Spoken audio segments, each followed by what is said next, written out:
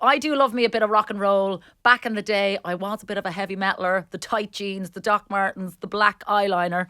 And you just go back to that world and you think about the crowd and you think about those gigs and you think about even if you go on YouTube and start looking it up, like the crowds were insane. And I just don't think you have it anymore. People being really packed together, sweating, pushing, shoving, having a ball, lost in music, head banging or moshing away. And it is something a lot of people would run a mile from, but those who love it, it's more than just jumping around. And now my next guest will be explaining what it feels like to be in the middle of a mosh pit and understanding why people do it. Good morning, Rachel Ní Bhraonáin, director of a new show called Mosh. How are you? Good morning. I'm very well, thank you. Thanks for having me. Good to see you. So the show is called Mosh. It is part of the Dublin Dance Festival, and you've already had big success with this show. I have, thank you. Yeah, we put it on at Dublin Fringe Festival in 2023. Yep. We won Best Ensemble and Best Sound Design at that festival, and then we went on to perform it at the Norfolk and Norwich Festival in 2024. So now we're going on a nationwide tour, which is an Arts Council funded opportunity, and we're kicking off at the Dublin Dance Festival. Brilliant. Now, I'm sure there's people at home in their kitchens or in the taxi or in the car going, right, what does this show actually look like? But before we get into that, let's get granular here. What actually is moshing for people who don't know? I've started to think of moshing as like a folk dance, which might be putting too much thought into it, but I have been living with the show for about 5 years. But basically it's what people do down the front of a gig, usually a heavy metal gig, sometimes a punk or hardcore gig, and people are banging into each other, essentially shoulder to shoulder, bashing into each other. They also do things like circle pits, which is running in a circle, or a wall of death, which is terrifying, when the crowd splits in half and then runs at each other like an army and just smashes into each other. Okay, that I've never heard of before. I've never seen that before either. It's pretty scary. And I mean, I don't mean to be judgy. You do not look like a stereotypical person who this would float their boat. So how did you get into it? Where did the idea come from? That's pretty much exactly why I made the show, is because it does not float my boat. More so now it does. But initially I started because I was having a fight with my boyfriend, who got quite badly injured in a mosh pit. He was at a Slayer gig and I just couldn't understand why he would ever do this. And we were kind of having a back and forth fight about it, especially because I'm a dancer. So I'm thinking about like minding your body and, not putting yourself in harm's way. And then an opportunity came up in. Oh, did he injure himself? He did. He got quite a nasty injury, but he just thought that was like part of the fun. It's also not that often of an occurrence, so it was not enough to deter him from doing it again. So he's a metaler? Yes. Okay. Yeah. And he'd gotten into it later in life as well. He's had to mind himself now because as he gets older, he can't quite handle it as much. So there's a difference. Energy. There's moshing and then there's geriatric moshing. Yeah, pretty much. I think he had to hop around on one foot for the rest of the gig that time he got injured. So yeah, you got to mind yourself in there, all right. But that was what made me curious about it. Why do people do it if it's so dangerous? There's obviously something, and I think I was judging him a bit harshly. So I went into looking into it, and it just opened up a whole world. It's fascinating. You see, that sort of research now would absolutely float my boat. So where did you go? Who did you talk to?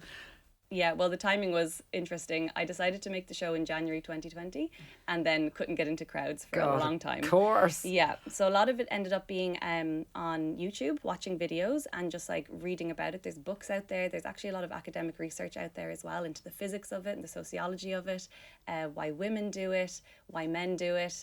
So why do we do it? Well, I think there's a good couple of reasons. Certainly ones that stand out to me is that there's a sense of being alive. There's a sociological thought theory called edge work, which is that people do things that are quite risky in order to feel a sense of control over their life. So it's no different really to like an extreme sport, going mountain climbing or something. So moshing falls right into that bracket. There's another idea, I guess, that it's a sense of being together with other humans, like this feeling of touch. I think it gives you a lot of endorphins just from being, even though it's an aggressive touch, you are basically getting a big hug and a big squeeze off of loads of people at once. But also the music, right? The music I mean, makes when myself and Emer play our disco sing-along on a Friday, you get into a disco vibe. But if you were listening to that, like, energetic, hard, mosh sort of music, I mean, it does incite. Is it violence or is it energy? Is it both?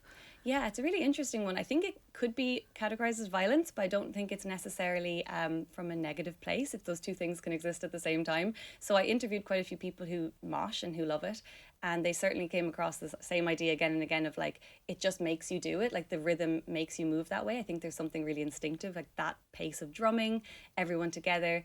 I think people do need to get their energy out, and they do need to get a bit of their aggression out. Yeah. And it's a really safe environment to do that. People are willing to take that energy from you and give Yeah. it back to you equally. And so it becomes this really quick exchange, and people are often laughing and having loads of fun and helping each other. There's a lot of kindness in there. Well, when I knew that I was going to be talking to you, I went back through my photographs because I went to the Guns N' Roses gig in Slane, and myself and my friend Barbara literally went right up the front, amazing. went straight in, and like there was serious moshing going on. And there's this guy in all my photographs, right? And he's just got this big sweaty head, long hair, beard. He was the nicest man in the world, but we Really? just spent an hour like in each other's armpits, like jumping up and down like lunatics. And he just made our gig. Like we had such fun. And I've always found that when you're in an environment like that, it generally is. Now I know there's instances that we know of where it does get out of control, but in general, it is a great energy. I suppose it's that crowd control piece that when people can get very injured, sometimes fatally, that I think really puts people off and makes people question the whole thing. But generally, it's done because people are there for the love of the music, and it's a kind of a collective energy. Absolutely. I think like this morning I was on a very busy Lewis to get here, and that feeling on the Lewis of everyone kind of pushing and not necessarily being really helpful to each other, that's not what you're finding in a mosh pit. You are pressed right up against each other, but everyone's there together. Yeah. So we think about it in terms of like, it's not a battle. We're all there to kind of get out alive and have a load of fun. So if it's working together, there's actually a lot of teamwork going on. And yeah, we do kind of discuss the fact that usually in crowds, people aren't that helpful, but in this particular crowd, this is a place where people are, working as a team. It's quite So beautiful. how did you translate this into dance then that would work for a show on stage? I'm assuming it's not just people on stage like moshing away and like crowd surfing. And Absolutely. I think there could be 10 different shows about moshing and they'd all look completely different. So the Yeah. approach that I took was I started off with thinking about it in terms of dance. Then I started wanting to make a script because there was so much interesting research into it. So what I did in order to make quite a big show was I brought on board an amazing choreographer called Robin Byrne, who I've worked with before. And we were able to create this piece that is like exploring the maybe more contemporary dance side of things, looking into the physics and all of the emotions behind it. And then we also have like got these amazing dancers who are willing to mosh with each other. We have 5 dancers on stage, so it's not a big mosh pit. It's more like something you might see at Fibbers. But what we're missing is the little crowd around them to kind of buoy them in and keep them safe. So we do our best to reenact that. But, it's a theatre piece exploring the subculture rather than maybe then actually fully representing it. It's quite theatrical. So yeah, there's speaking, there's live music, and there's lots of dancing and moshing and headbanging. so interesting. Did you, in the name of research, did you go and try moshing yourself? I did. In particular, I had a really good night at Fibbers where I thought I was going to actually just look at people for their style and get some notes on costume. Yeah. And I ended up just getting drawn in because it looked so much fun. And I had Fibber the best McGee's time. is on Yeah. Parnell Street. I spent a lot of my youth there, probably way too much time that I would care to admit. Do they still?